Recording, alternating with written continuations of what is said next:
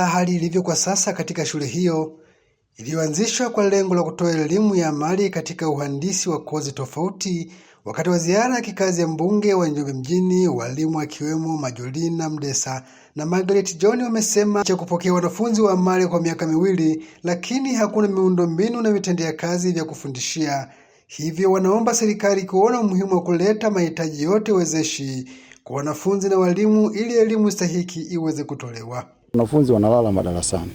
Namba 2, ukosefu wa walimu kwa ajili ya masomo kwa ajili ya mkondo wa amali.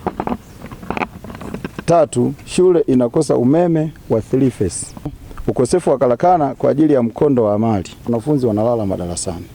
Namba 2, ukosefu wa walimu kwa ajili ya masomo kwa ajili ya mkondo wa amali. 3, shule inakosa umeme wa 3 phase. Ukosefu wa karakana kwa ajili ya mkondo wa amali.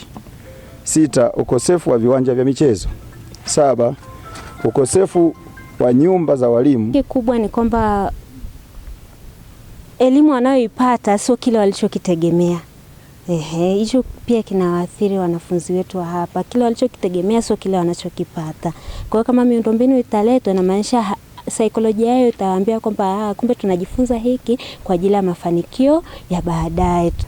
Naamini kwamba watoto wakiwepo hapa wakisoma hii shule ya amali, wakifanya vizuri watakuwa tayari wametokomeza umaskini, watajiajiri wao wenyewe. Ufafanuzi kuhusu sababu ya kupokea wanafunzi kabla miundombinu ya shule kukamilika.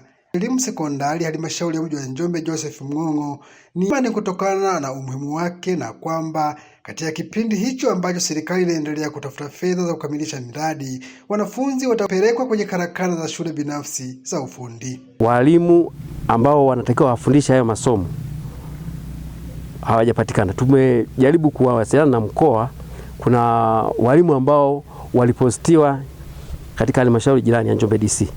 Tutawatafutia maeneo ambayo tayari wanaendeleza ili mkondo wa amali, hasa kwa mfano shule za Agafilo sekondari na Roman Catholic wana mashine ambazo zinaweza zikawasaidia. Baada ya kukagua na kisha kupokea changamoto lukuki za shule hiyo, ndipo mbunge wa jimbo la Njombe mjini Deo Mwanyika akaitaka halmashauri nayo kuwa na namna ya kutatua kero na changamoto ndogo ndogo ambazo wanafunzi wanakabiliana nazo, ikiwemo maji na umeme.